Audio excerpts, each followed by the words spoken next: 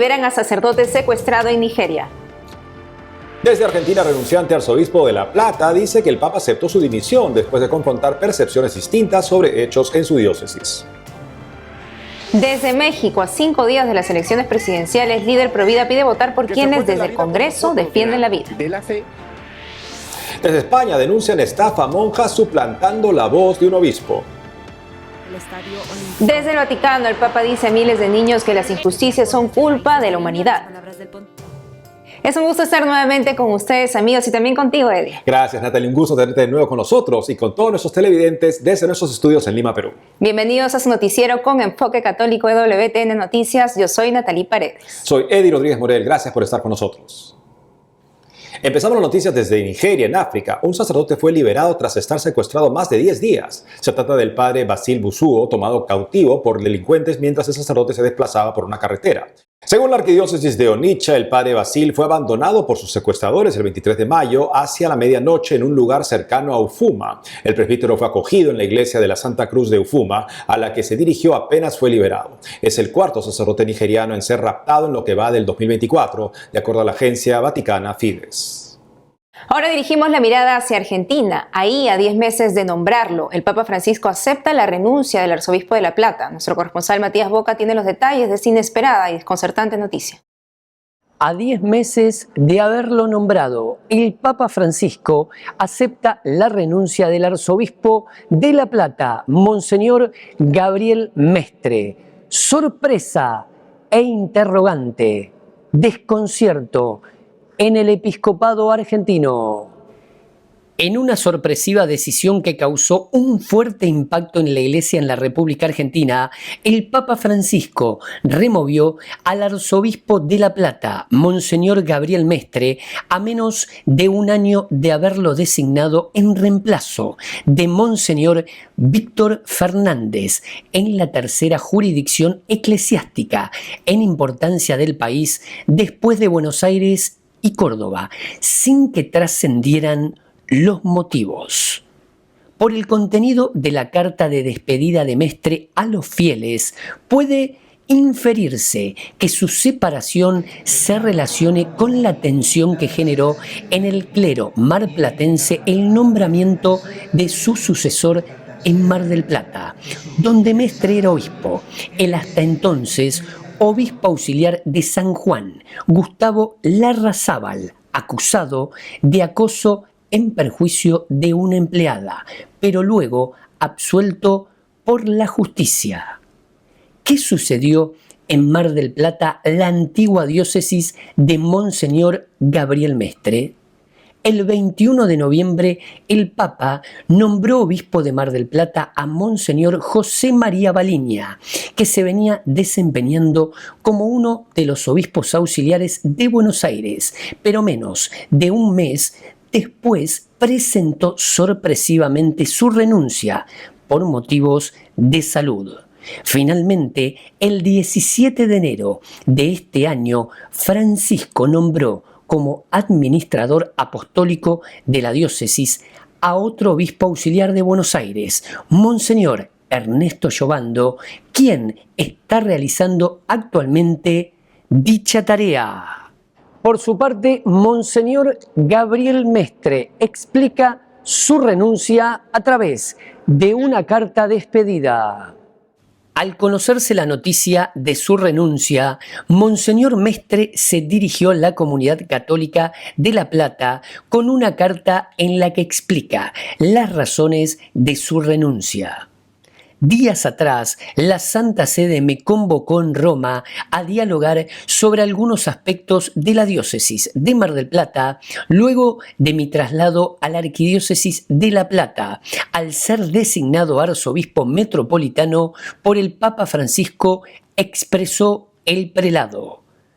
Después de confrontar algunas percepciones distintas con lo acontecido en la diócesis de Mar del Plata desde noviembre de 2023 hasta la actualidad, el Papa Francisco me pidió la renuncia a la sede platense. Detalló: con profunda paz y total rectitud de conciencia ante Dios por cómo obré confiando en que la verdad nos hará libres y con obediencia filial y teologal al Santo Padre, inmediatamente redacté mi renuncia, que fue aceptada y hecha pública el día de hoy, añadió.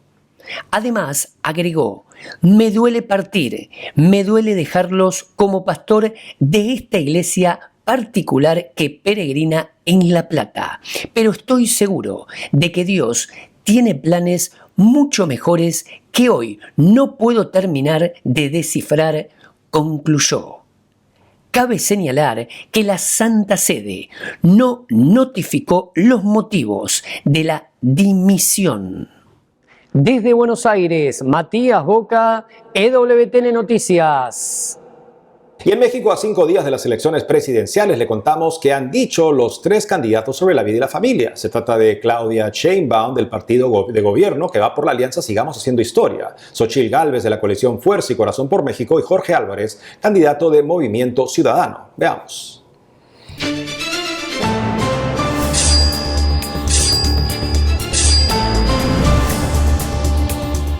Es un honor estar con Obrador. Claudia Sheinbaum, candidata del partido de gobierno Morena, 61 años de edad, física, divorciada y vuelta a casar. Tiene 2 hijos y un nieto. La ex jefa de gobierno de Ciudad de México entre 2018 y 2023, en campaña asumió 100 compromisos, entre ellos garantizar el acceso a la salud de las mujeres en todo su ciclo de vida, especialmente lo que se refiere a salud sexual y reproductiva. En 2022 criticó la anulación del fallo Roe vs. Wade en Estados Unidos, que desde 1973 legalizó el aborto en el país. Más bien dijo que el aborto es un derecho. Sheinbaum está a favor del mal llamado matrimonio homosexual. Condena las terapias de conversión para personas con atracción al mismo sexo. Las considera como de la Inquisición. En una publicación en sus redes sociales dijo: mi sueño es seguir luchando en favor de las personas de la diversidad sexual, como lo hice en la Ciudad de México. Pero estaba más preocupada por ser presidenta y eso no lo va a lograr porque no atendió a las mujeres. Xóchitl Gálvez, candidata de la coalición Fuerza y Corazón por México, 61 años de edad, ingeniera, tecnóloga y empresaria, casada y con 2 hijos. Está a favor del aborto legal en México desde el 2007 en algunos estados. En 2020, Gálvez dijo en redes sociales: abortar es una decisión individual de la mujer. Si toma esta determinación, debe ser acompañada, no juzgada. Se unió así a las feministas que conmemoraban el llamado Día de Acción Global por el aborto legal y seguro.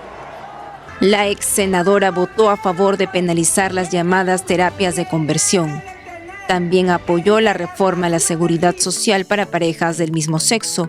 Sostuvo que no hay frase más sabia que love is love y que todo el mundo tiene derecho a amarse. Pero yo creo en ti y en que juntos podemos hacer posible lo imposible. Jorge Álvarez, candidato del Movimiento Ciudadano, 38 años de edad, licenciado en Relaciones Internacionales y máster en Administración Pública, divorciado y vuelto a casar, 2 hijos.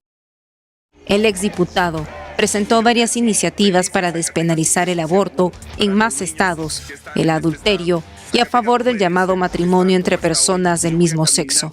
También está a favor de la eutanasia. En 2021, Álvarez dijo en sus redes sociales: debe reformarse la ley para la regulación eficaz de la eutanasia activa.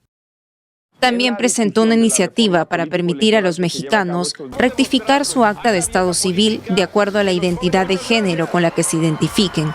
Promete a los jóvenes que, de ser presidente, despenalizará el consumo de marihuana.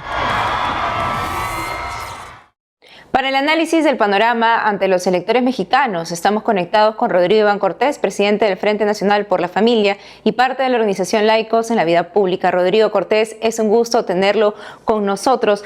A pocos días, ya 5 días de que se den las elecciones este domingo 2 de junio en México, ¿cómo discernir por quién votar si la mayoría, o por decir los 3 candidatos, están en contra de la vida y la familia? Lo primero que hay que decir es que es una elección no solo presidencial, sino de todo el Congreso de la Unión, que implica los 500 diputados y los 128 senadores. Además, varias gobernaturas, congresos locales y alcaldías. Por lo tanto, el deber de votar en medio de esta elección, que es la más grande que ha habido en la historia de México, es un deber. Y la complicación se da más en específico con la presidencia, pero lo que es congresos local y federal, ahí está como que más claro, más o menos por dónde puede ir un laico con conciencia de lo que son los no negociables. Los no negociables, que son los elementos que venían en este documento fundamental, que es el compromiso y la conducta de los católicos en la vida política de la Congregación de la Doctrina de la Fe, que después fueron especificados en Sacramentum Caritatis de Benedicto XVI, y que son 3: vida, familia y libertades. En cuanto a eso, nos parece que tenemos que fijarnos primero en el nivel institucional. De todos los partidos que hay en México, la gran mayoría están subordinados a la agenda globalista socialdemócrata, que va por la muerte, la ideología de género y la cancelación de libertades. Hay uno que no está en esa tesitura y que va a favor de vida, familia y libertades, que es el Partido Acción Nacional. Y al escoger, Rodrigo, por quién votar, si por un lado están los temas innegociables, como lo has mencionado, para un católico, ¿qué peso le da a las cualidades y experiencia que debe tener un político para gobernar? Bueno, pues para la cuestión ya específicamente de la presidencia de la República, vemos que hay un vaso a la mitad, un vaso vacío y un vaso tequilero vacío. Es decir, Xóchitl Gálvez vendría a ser un vaso a la mitad, porque tiene una parte medio vacía, es decir, la ausencia de bien es el mal, en donde ella se ha pronunciado por el aborto como derecho, por las infancias trans y la agenda LGBT y la legalización de las drogas, lo cual está dentro de esa agenda globalista socialdemócrata contraria a nuestros temas. Pero también es un vaso en parte medio lleno, lo cual es un bien. Ahí está la división de poderes, el defender organismos autónomos como es el INE o el INAI, y el combate al crimen, porque el crimen se está comiendo a la población en complicidad con el gobierno. Tenemos por otro lado un vaso vacío, es decir, una fuerte ausencia de bien, es decir, varios males. Es Claudia Sheinbaum, que es de Morena, y ahí tenemos aborto como derecho, infancias trans, agenda LGBT, legalización de las drogas, subordinación del Poder Judicial y Legislativo al Ejecutivo, desaparición de órganos autónomos, simbiosis del poder político y el poder criminal, es decir, el paquete completo del mal. Y un vaso tequilero vacío, es decir, chiquito, porque su porcentaje es chiquito, pero su mal es abarcativo, es decir, aborto, infancias trans, agenda LGBT, legalización de drogas, subordinación a la 4T, es decir, es un mal accesorio y subordinado a la 4T.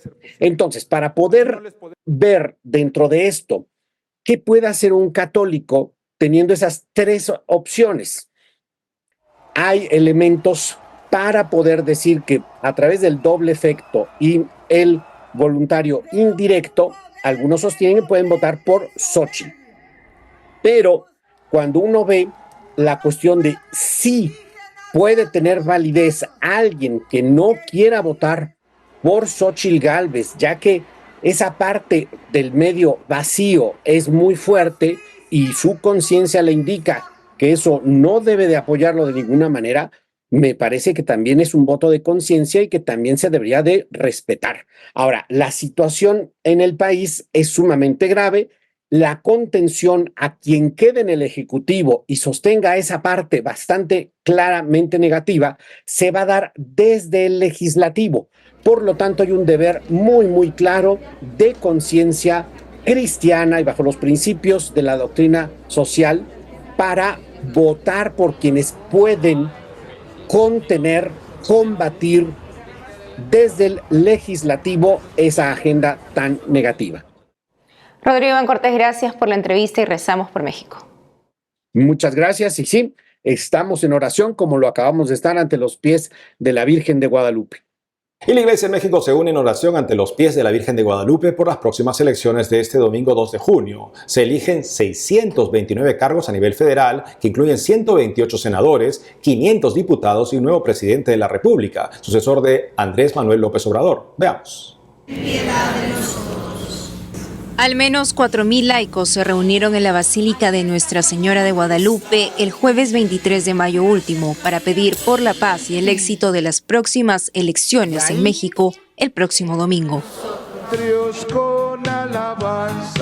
Convocados por la Dimensión Episcopal de Laicos de la Conferencia del Episcopado Mexicano, hubo pláticas de expertos en política, adoración eucarística, rezo del Santo Rosario y Santa Misa presidida por Víctor Aguilar Ledesma, obispo de Celaya y presidente de la Dimensión.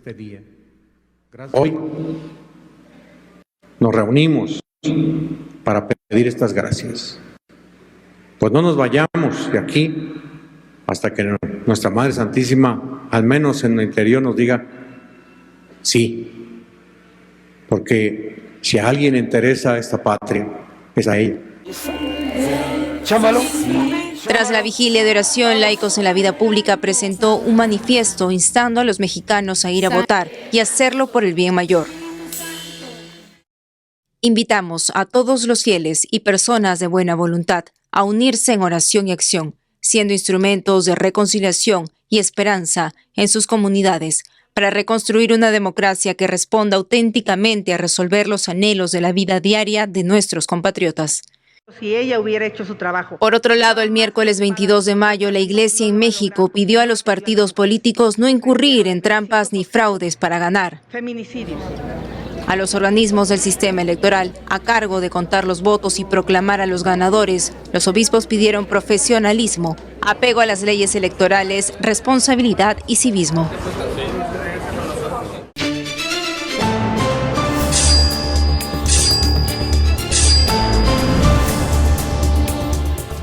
Hacemos una pausa y al volver, desde el Vaticano, el Papa explica a miles de niños que las injusticias son culpa de la humanidad. Además, desde España denuncian estafa a monjas suplantando la voz de un obispo. Regresamos con más noticias con Enfoque Católico.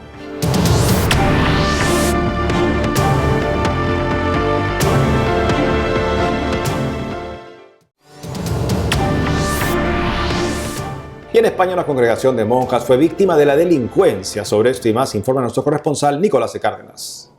Saludos, les compartimos la información sobre el intento de estafa contra unas religiosas a las que pidieron dinero suplantando la identidad de un obispo. El obispo de Bilbao en España denunció una estafa perpetrada contra la comunidad de religiosas en la que el estafador suplantó la identidad del obispo.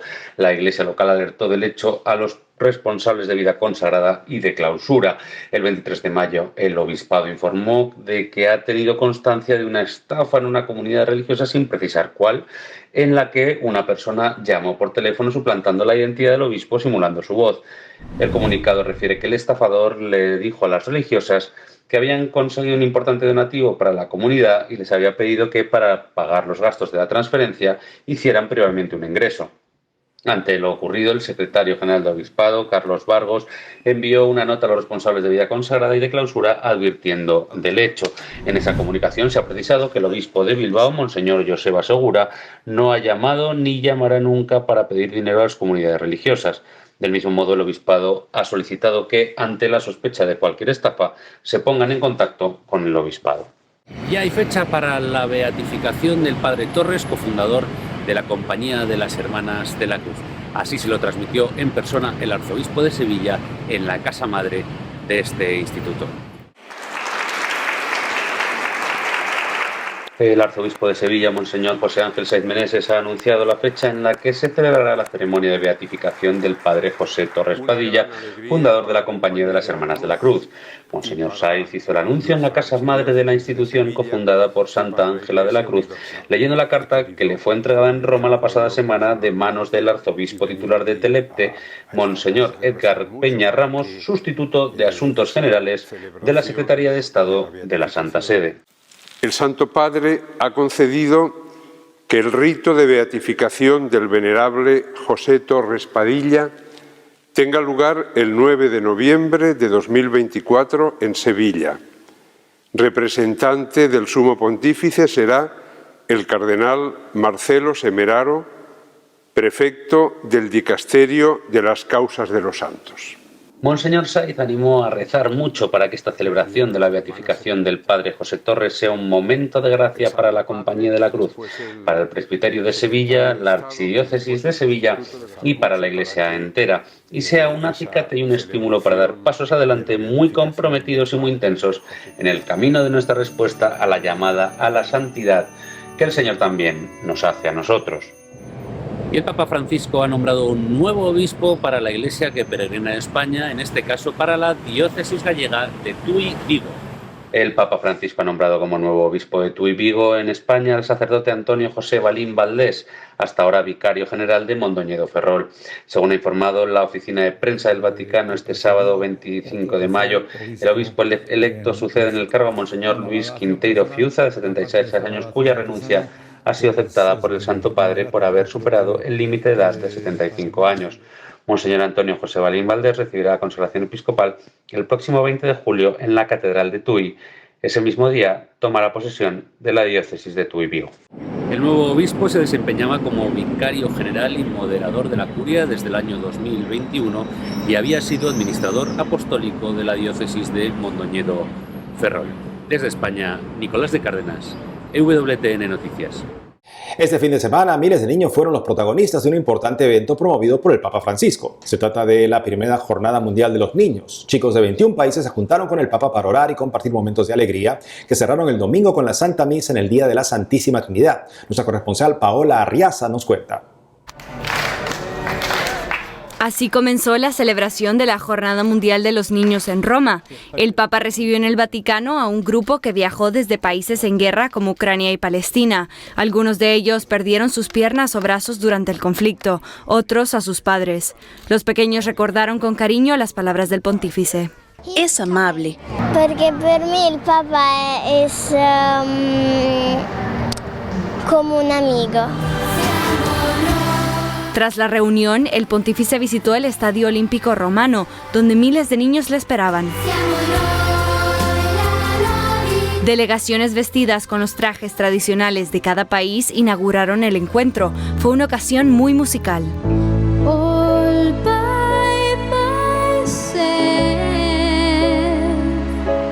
El Papa Francisco recordó a los pequeños que había conocido esa mañana e hizo un llamado de paz dirigido a los 50.000 niños en el Estadio Olímpico. Hoy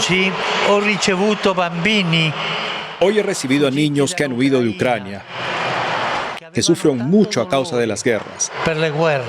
Algunos estaban heridos. ¿Es la guerra algo hermoso? La guerra es una cosa bella.